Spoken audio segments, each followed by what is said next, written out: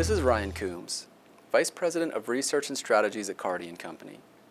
Here's your weekly market update ending the third Friday of March 2016. In the economy, the Federal Open Market Committee kept the target rate for benchmark federal funds at 0.25 to 0.5% when it met on Wednesday. The Fed also scaled back forecasts for how high interest rates would rise this year, citing the potential of weaker global growth and financial market turmoil on the U.S. economy. The median of policymakers' updated quarterly projections saw the rate at 0.875% at the end of 2016, implying 2 quarter-point increases this year, down from 4 forecasted in December. In notes from their meeting, the Fed said economic activity has been expanding at a moderate pace, but company investment and net exports were soft. Inflation has also picked up in recent months, but market-based measures of inflation compensation are still low, the central bank said.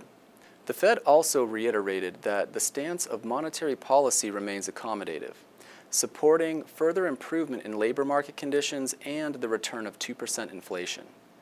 The dollar sank to an 8-month low this week.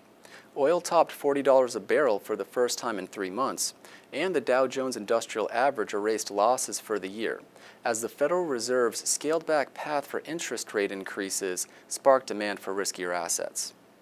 The Bloomberg Dollar Spot Index has fallen more than 2% since the Fed's Wednesday decision to set the bar higher for when it may raise rates again. Treasury yields fell for the first time in 3 weeks and narrowed their gap to German and Japanese bonds.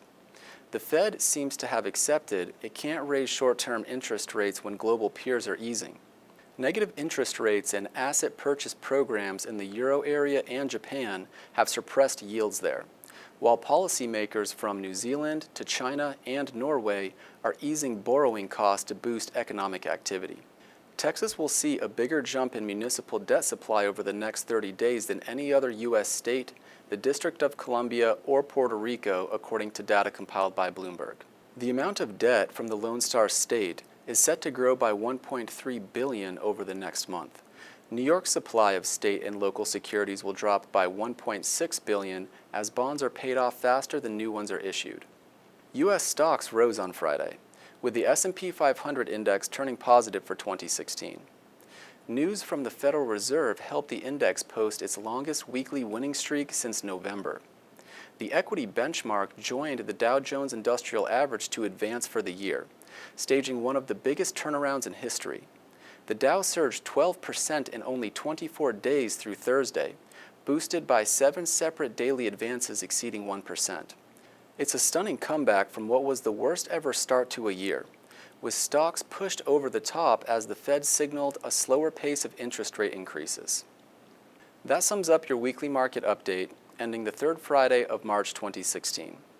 For more details, please visit our information center at www.cartyco.com, and for real-time updates, follow us on Twitter at Fixed Incomes. Thanks for watching and have a great week.